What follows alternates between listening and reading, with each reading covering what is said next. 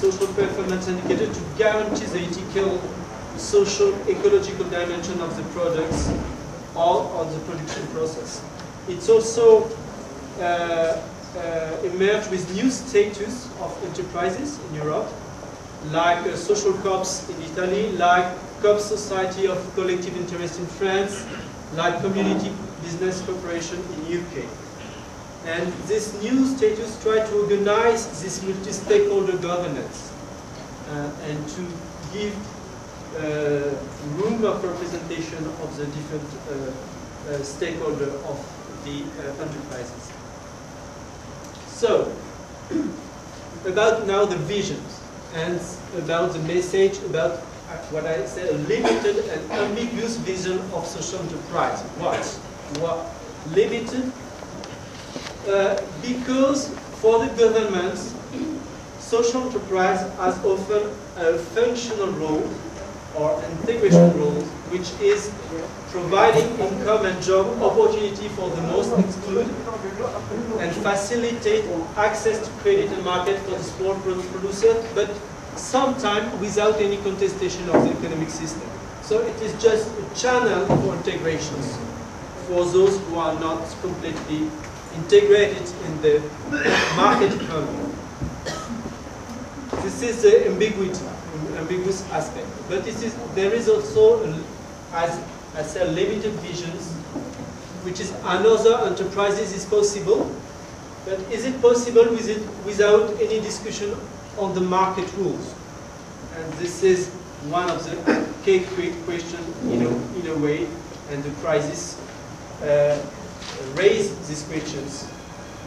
And from the maybe more the US perspective is social enterprises could be seen as a market-based approach to address social issues. And here you can also see the limits in terms of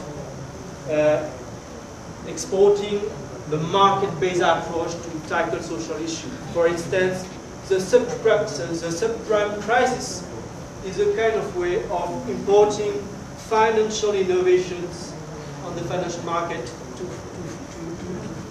make credits for houses, for instance. So this is a kind of limit.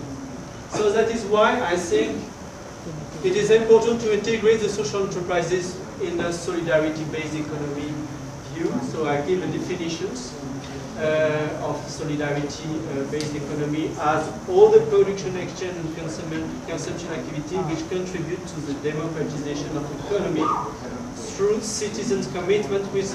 So you have this double economic and political dimension, and you have a goal about democratization of the economy. This is a kind of extension definition of economy, which means it is not only based on productions, social enterprises, but also take into account exchanges, trade, finance, consumption. For each of these important dimensions of the economy, you have innovations. Social enterprise is one of the innovations, but you also social money, fair trade, solidarity finance, ethical consumption, which are also important innovations, socioeconomic innovation to take into account. Is it not only focused on enterprises and business, but we try to take into account all the economic dimensions of the everyday life, such this invisible part of the economy which is care services, and with this gender balance issue about who spend time about all this care services, which is everyday life production. But it is also about taking into account energetical and material flow and interaction with the ecosystems. It is not only on corporate governance, but also on the economic governance as a whole, which means, for instance, embedded competition rules in the social and ecological standards, which means building solidarity production chains, which means a democratic redistribution, such as participatory budget, for instance. And it is also another conception of wealth and development based on well-being and ecological justice principle rather than only on monetary and material growth, basic GDP indicators. So, finally, this responsible growth and social solidarity economy faced with the financial and economic crisis. I think the crisis is an opportunity for claiming democratization of economy, dissemination, solidarity, economic values, and upscaling their practice. Why? Why? Because the financial and the economic elite has failed partly. They have been socially irresponsible in some way because they are not anticipating the consequences of short-term decisions and speculative components. So, and partly private and voluntarity-based corporate social responsibility has partly failed in a way, I think, because it has not taken into account the whole failure of the systems. So, what is the situation by now in Europe at least? That the bank and some big company call indirectly through the government for the solidarity of the taxpayers and the future generation to secure the bank systems and to relaunch the economy. So I think there is a need of a citizen control on the billions of dollars or euros injected in the economic system by the government without any democratic debate about where we invest those billions, which are the conditions and the counterparts, things like that. So that is why this third pillar presented by Ben should be playing the game.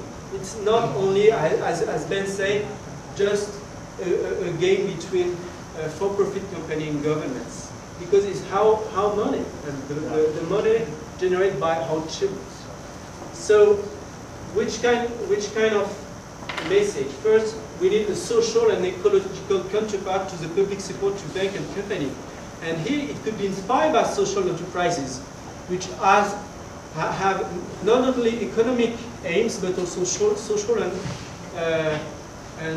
ecological game. And I think, for instance, that the discussion about the risk of protectionism in Europe and US, we could say that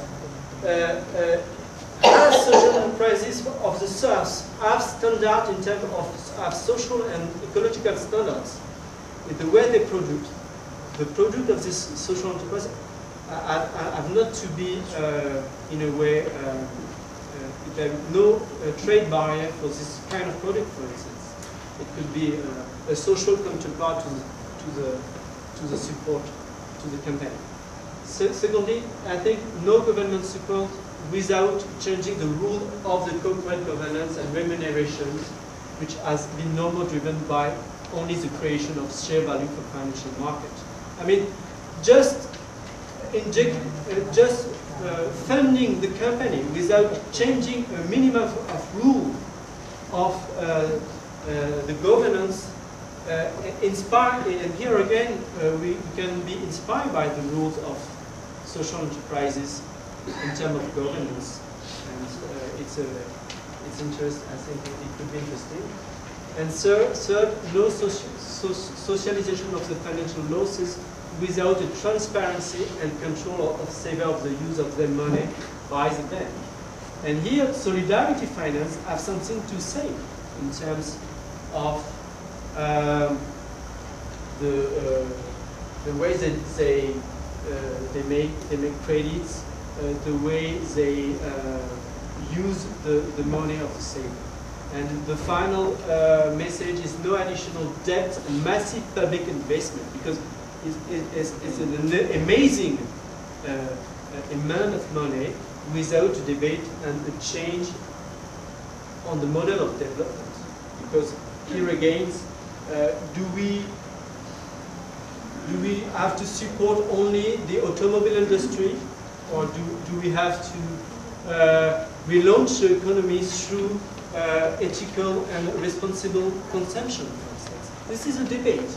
There is no debate for money. So this is the the last slide, and thank you for your attention.